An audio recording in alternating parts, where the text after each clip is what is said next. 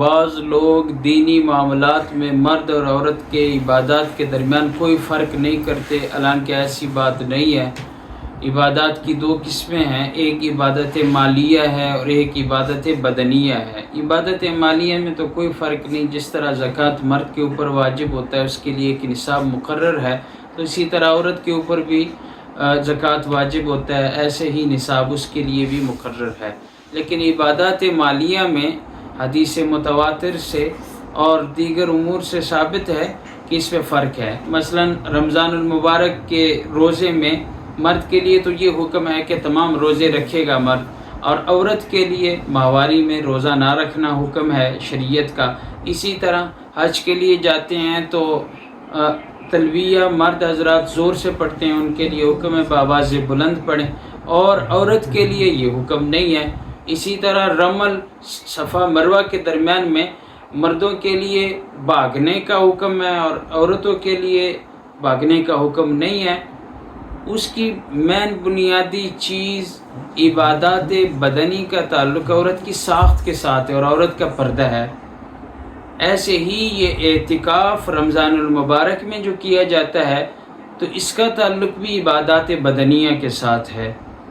اللہ کریم کا ارشاد ہے وَأَنْتُمْ عَاكِفُونَ فِي الْمَسَاجِدِ، سورہ بقرہ 187 نمبر آیت کریمہ میں ہے کہ تم مسجدوں میں اعتکاف کیا کرو۔ اس آیت کے نیچے امام ابو بکر الجساس 377 ہجری متوفہ فرماتے ہیں اما شرط اللبث فی المسجد فإنہ للرجال خاصۃ دون النساء، کہ مسجد میں ٹھہرنے کی جو شرط ہے صرف مردوں کے لیے عورتوں کے لیے نہیں ہے۔ تو اس سے معلوم ہوا کہ عورتیں گھر میں اعتکاف کریں گی۔ اسی طرح بخاری شریف حدیث 2041 نمبر پہ لمبی حدیث ہے، حضرت امی عائشہ رضی اللہ تعالی عنہا نے حضور صلی اللہ علیہ وسلم سے اعتکاف کی اجازت چاہی، آپ نے اجازت مرحمت فرما دی۔ حجرے کے ساتھ ہی چونکہ مسجد نبوی شروع ہو جاتی تھی تو حضرت عائشہ رضی اللہ تعالی عنہا کو اجازت ملی۔ اس کے بعد حضرت امی حفصہ نے بھی ایک خیمہ قائم کروایا، امی زینب نے بھی ایک خیمہ قائم کروایا۔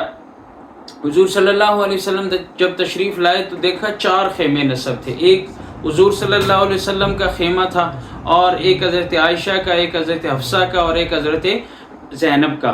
حضور صلی اللہ علیہ وسلم نے فرمایا انہیں اکھیڑ دو، ختم کر دو، ناراضگی کا اظہار فرمایا۔ حدیث کے الفاظ یہ ہیں فَأَمَرَ بِخِبَائِهِ فَقُوِّزَ، اکھیڑ دیے گئے۔ اس حدیث سے یہ پتہ چلا کہ ایک عورت اگر ارادہ رکھتی ہے اعتکاف کے لیے تو وہ گھر میں بیٹھے۔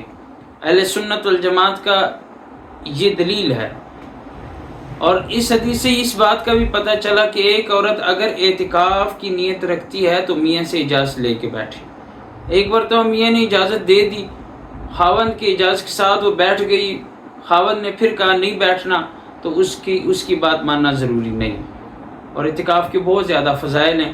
حضرت علی شیر خدا رضی اللہ تعالی عنہ کا ارشاد گرامی ہے کہ حضور صلی اللہ علیہ وسلم کا فرمان علی شان ہے، بہیقی میں یہ روایت موجود ہے کہ من اعتکف 10 فی رمضان کان کحجتین وعمرتین، کہ جس نے اعتکاف کیا روزے کے آخری 10 دنوں میں اس کو اللہ پاک 2 حجوں اور 2 عمروں کا ثواب عنایت فرماتا ہے۔